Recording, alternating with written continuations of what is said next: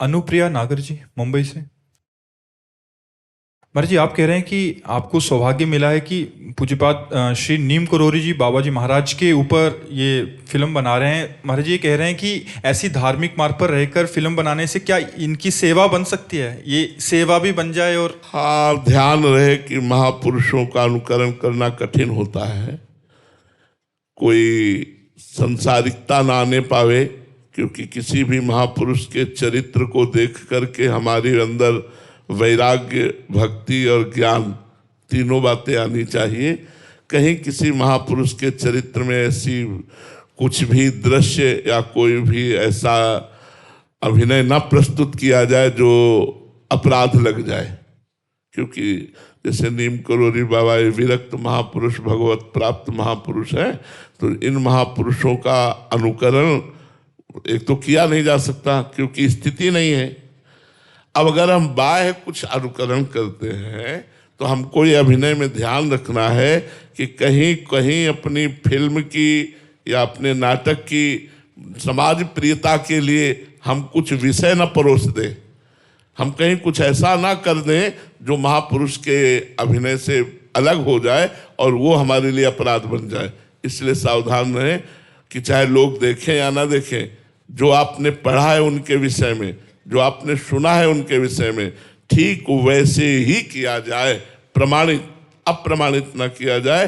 कुछ भी अभिनय में कहीं भी संसारिकता या विषय न परोस दिया जाए लोकप्रियता के लिए, नहीं तो वो अपराध बन जाएगा।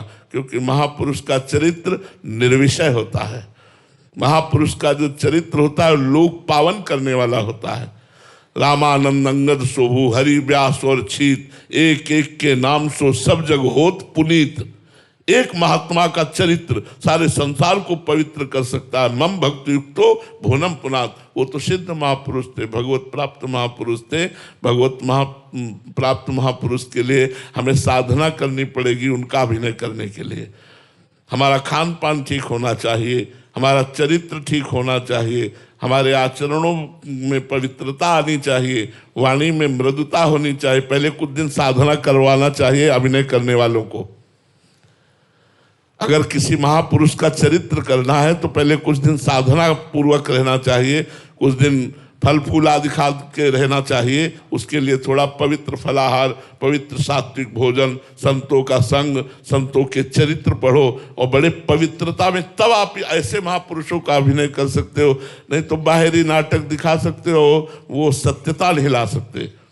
अभिनय में सत्यता लाने के लिए स्वयं में साधना करनी पड़ेगी। और ये हम सबसे प्रार्थना करते हैं कि बिना संतों का चरित्र सुने, बिना संतों का स्मरण किए, बिना संतों का संग किए हृदय में भक्ति का अंकुरण नहीं हो सकता। भक्ति स्वतंत्र सकल सुख खानी और बिनु सत्संग न पावे प्राणी। स्पष्ट गोस्वामी तुलसीदास जी ने कहा है, बिना संत संग के तो जैसे ऐसे महापुरुषों के चरित्र हैं, इनका अगर हम दर्शन करेंगे तो हमारा भाव बनेगा। बस वो हमारा भाव न बिगड़े, इतनी सावधानी रखनी चाहिए कि हमारे समाज का भाव संत के प्रति बनता ही चला जाए, ऐसा हमारा अभिनय होना चाहिए। डॉक्टर इश्मीत कौर जी दिल्ली से। राधे राधे महाराज जी। महाराज जी, क्या प्रेमा भक्ति केवल भगवत कृपा से ही प्राप्त होती है, इसमें जीव का भी कोई प्रयत्न नहीं? अपना प्रयास और भगवत कृपा दोनों, अपना प्रयास और भगवत कृपा दोनों।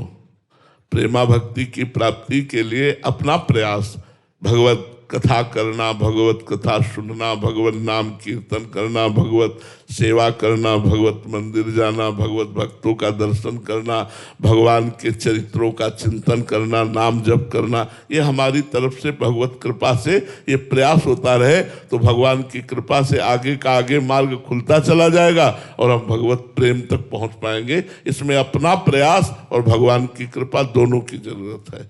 अब ऐसे बैठ गए हम भजन नहीं करते कि भगवत कृपा से प्रेम प्राप्त हो जाएगा, तो नहीं प्राप्त होगा।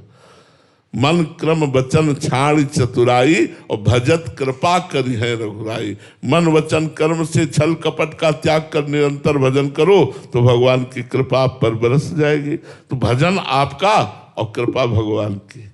प्रयास आपका, पुरुषार्थ आपका और कृपा भगवान की। आपका पुरुषार्थ और भगवान की कृपा दोनों मिलकर आपको प्रेम तक पहुंचा देंगे।